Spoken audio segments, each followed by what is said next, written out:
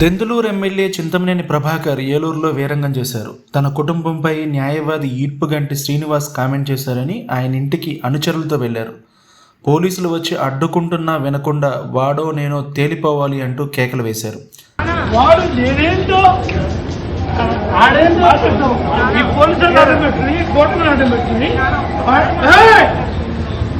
అమ్మా మాట్లాడే ఉద్దేశం లేదు.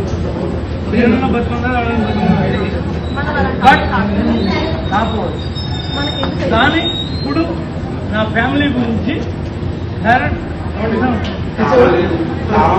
నేను వాడు ఎందుకు మాడాడు అమ్మ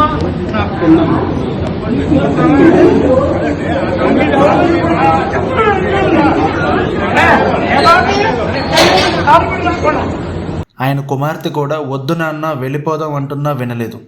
అక్కడికి వచ్చిన డిఎస్పీపై కూడా చిందులేశారు.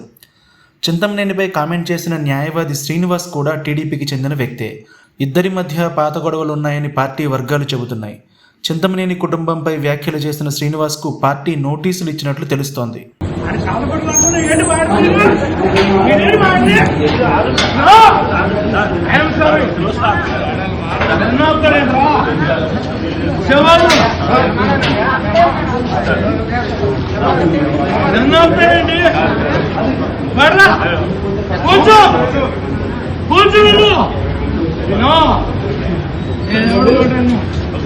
నేను సభ్యులా వాడు మాట్లాడుతుంటే వీళ్ళు పెద్ద మనుషులు చేస్తున్నారు.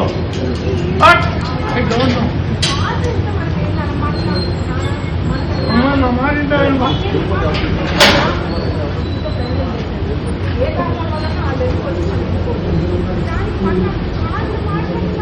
మరి నువ్వు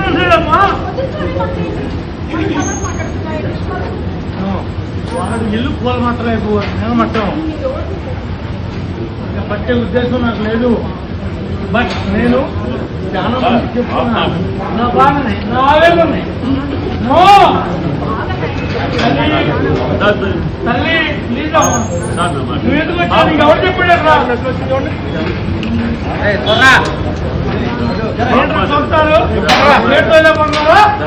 చూస్తారు